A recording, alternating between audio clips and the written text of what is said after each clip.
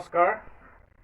মাননীয় মুখ্যমন্ত্ৰী অসমৰ আমাৰ মাননীয় মুখ্যমন্ত্ৰী ডাঙৰীয়া হিমন্ত বিশ্ব শৰ্মা ডাঙৰীয়াক অনুৰোধ জনাইছোঁ যে জুনমণি হত্যাকাৰী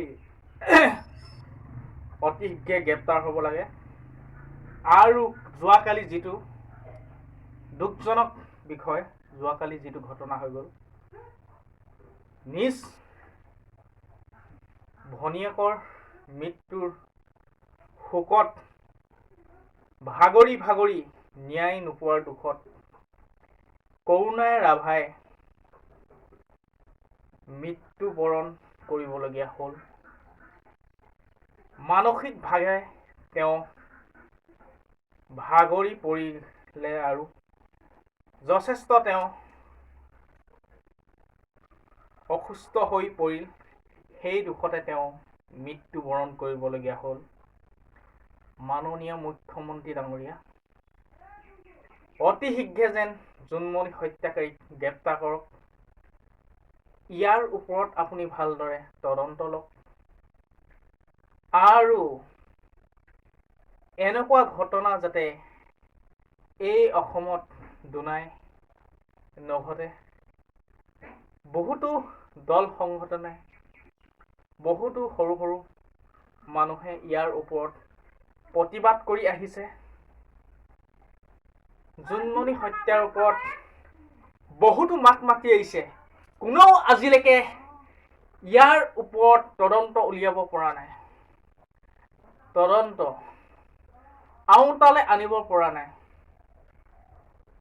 অতি শীঘ্ৰে জুনমণি হত্যা কাণ্ডৰ লগত যি জড়িত আছে তেওঁলোকক গ্ৰেপ্তাৰ কৰক, তেওঁলোকক কাৰাদণ্ডলৈ প্ৰেৰণ কৰক।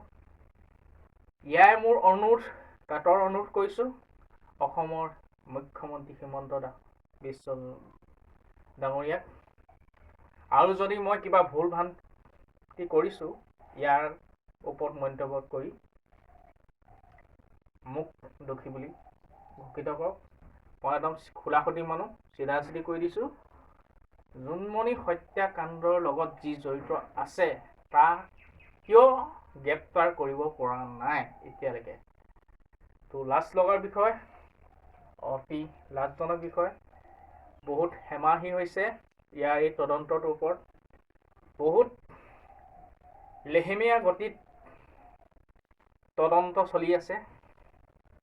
ইয়াৰ ওপৰত বহুতো সৰু সৰু ইউটিউব চেনেল হওক, বহুতো সৰু সৰু মানুহ হওক, বহুতো দল সংগঠনে ইয়াৰ ওপৰত মাত মাতি আহিছে।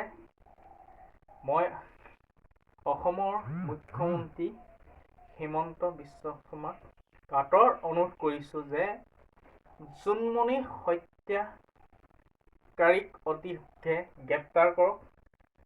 আৰু কি ক'ম, জুনমণি মাতৃও এতিয়া বহুত ভাগি পৰিছে। জুনমণি হত্যা কৰা হ'লেই আৰু তেওঁ পুত্ৰও বিশেষকৈ ভাগৰি পৰিছে। জুনমণি মাতৃ পুত্ৰৰ শোকতো হয়তো যথেষ্ট ভাগি পৰিছে। তো কাতৰ অনুৰোধ জনাইছোঁ যে অতি শীঘ্ৰে জুনমণি হত্যাকাৰীক গ্ৰেপ্তাৰ কৰক। জয় আই অসম।